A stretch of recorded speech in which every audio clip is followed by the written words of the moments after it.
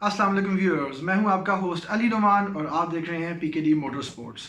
सबसे पहले तो पीकेडी मोटर स्पोर्ट्स की तरफ से, मेरी तरफ से और अमार की तरफ से तमाम व्यूअर्स को ईद मुबारक।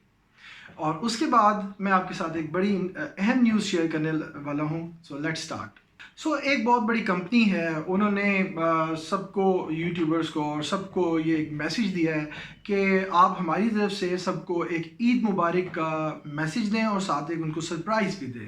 तो वो सरप्राइज़ क्या है वो आज हम डिस्कस करने लगे हैं।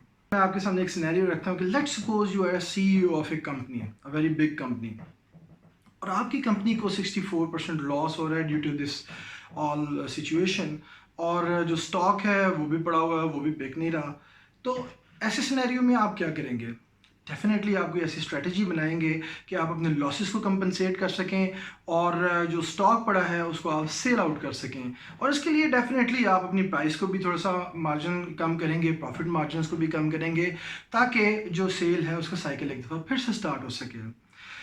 लेकिन एक कंपनी है जिन्होंने इस साल के अंदर कोई 2-3 दफ़ा जो है अपनी प्राइसेस इंक्रीज़ की हैं और स्टिल अभी भी जो है उन्होंने अपनी प्राइस इंक्रीज़ कर दी है, और वो है होंडा पाकिस्तान।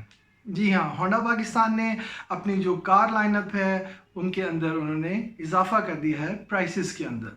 तो अब देखते हैं कि वो प्राइसेस में कितना इजाफा हुआ है और क्यों हुआ है, और आप इस ऑप्शंस के अंदर और क्या क्या देख सकते हैं। Stay tune till the end of the video. अब ये जो प्राइस इंक्रीज़ हुई है, हम ये भी देखेंगे कि इसका जनरल जो कंज्यूमर है उस पर क्या असर होता है। मुझे तो डेफिनेटली ये जस्टिफाइड नहीं लगी, हो बुरी लगी है। डेफिनेटली जो होंडा के लवर्स हैं या होंडा परचेज़ करना चाहते हैं और जिनके पास होंडा है वो भी डेफिनेटली इससे अनॉयड हुए होंगे, और ये कोई इतनी जस्टिफाइड जो है वो प्राइस इंक्रीज़ नहीं है। अब ज़रा बात कर लेते हैं कि लोएस्ट और हाईएस्ट वेरिएंट इनके लाइनअप के अंदर। सबसे पहले होंडा सिटी की बात करते हैं, जिसका लोएस्ट वेरिएंट जो है वो अराउंड 60,000 60 to 65,000 जो है वो इंक्रीज़ हुआ है, और जो हाईएस्ट वेरिएंट है होंडा सिटी ऑटो प्रोजमेटिक, उसके अंदर 70,000 जो है वो इंक्रीज़ कर दिया गया है। और अगर BRV की बात की जाए तो BRV ऑलरेडी जो है वो मेरे नज़दीक अपनी प्राइस से थोड़ी सी ज़्यादा ही थी। इसका हाईएस्ट वेरिएंट अगर देखें BRV S, तो उसकी कीमत के अंदर इन्होंने 80,000 रुपये का इजाफा कर दिया है। तो वो अब अराउंड आपको 34 to 35 लाख रुपीज़ जो है वो कॉस्ट करेगी, विच इज़ टू मच। तो अब अगर हम होंडा सिविक की बात करें, उसमें ओरियल और नॉन ओरियल विदाउट टर्बो जो है उनकी कीमतों में 80,000 रुपये का इजाफा कर दिया है। यानी कि अब आपको ये तकरीबन अराउंड जो है वो 4 मिलियन के करीब जो है वो कॉस्ट करेगी। और अगर हम हाईएस्ट वेरिएंट होंडा सिविक की बात करें, विच इज़ टर्बो RS, तो उसकी कीमत जो है उसके अंदर 1 लाख रुपए का इजाफा हो गया है। Now it is after increase it will cost you around 4.7 million, यानी कि 5 मिलियन तक हमारे मुल्क में जो एक कॉम्पैक्ट सेडान है वो पहुंच गई है। अब आप इसको अगर 2017 में 3 साल पहले देखें तो यही आपको जो हाईएस्ट वेरिएंट है वो तकरीबन 25 लाख रुपए का कॉस्ट करता था, और फिर आहिस्ता आहिस्ता ये 30 लाख तक पहुंच गया। और अब अगर आप इसको देखें तो इसकी कीमत जो है वो 5 मिलियन को टच करने वाली है। अब इसमें और क्या क्या ऑप्शंस हैं उसको भी हम थोड़ा सा एक्सप्लोर कर लेते हैं। किया का अगर कंपैरिजन करें तो किया की एक तो ड्राइव फील बड़ी ज़बरदस्त है, और तकरीबन जो होंडा सिविक का टॉप लाइन वेरिएंट है, टर्बो वेरिएंट, उसके बराबर ही है। इसके अलावा उसके अंदर आपको पैनोरामिक सन रूफ मिल जाती है, उसके अंदर आपको डुअल जोन क्लाइमेट कंट्रोल मिल जाता है।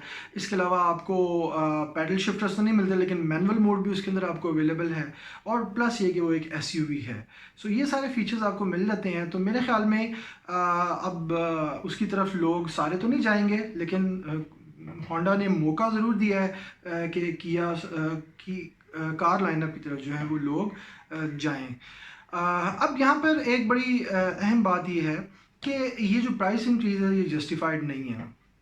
मैं हमेशा ये बात करता हूँ कि ये जितने भी जाइंट्स हैं ये अपना सारे के सारा बर्डन जो है, एक तो प्रॉफिट मार्जिन बहुत ज़्यादा लेते हैं, और फिर जो है सारे के सारा बर्डन जो है वो कंज्यूमर साइड पे शिफ्ट करते हैं।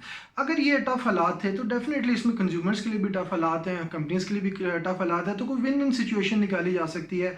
प्रॉफिट मार्जिन पे कॉम्प्रोमाइज़ किया जा सकता है, कुछ और किया जा सकता है, लेकिन नहीं। ये जो जाइंट्स हैं ये कभी भी अपने ऊपर जो है वो अपने लॉसेस को कंपनसेट करने के लिए वो यूज़र साइड के ऊपर जो है वो टर्न आउट करेंगे। सो यहाँ पर अब कंज्यूमर साइड जो है उनका ये राइट बनता है, वो बहुत बड़ी पावर है कि वो उनको दिखा सकें कि ये आपकी जो प्राइस इंक्रीज़ है ये अनजस्ट है और हम जो है आपकी कार्स नहीं लेंगे और आपको ये रिवर्ट करनी पड़ेगी। अब यहाँ पर वो लॉजिक ये देते हैं ये कंपनी वाले कि डॉलर का रेट बढ़ गया है तो उसकी वजह से हम जो है वो इन्फ्लेशन को कंपनसेट करने के लिए जो है वो प्राइसेस इंक्रीज़ करनी पड़ती है क्योंकि हमारी प्रोडक्शन कॉस्ट इंक्रीज़ हो गई है। लेकिन मैं आपको ये बता दूं, आज आप ये नोट कर लें, जब डॉलर की प्राइस डाउन होगी तो ये कभी भी अपनी प्राइसेस डाउन नहीं करेंगे, तब इन्फ्लेशन थ्योरी जो यहाँ पर अप्लाई नहीं होगी। सो मेरे ख्याल में ये अंदर की खिचड़ी कुछ और है और ये इनकी नीयत जो है वो ठीक नहीं है। अदरवाइज़ ये जो प्राइस इंक्रीज़ है ये जस्टिफाइड नहीं है। तो ये थी जी आज की न्यूज़, होपफुली आपको पसंद आई होगी and stay tuned with us. मैं हूँ आपका होस्ट अली नुमान, आप देख रहे हैं PKD motor sports. Do subscribe our channel. Thank you very much.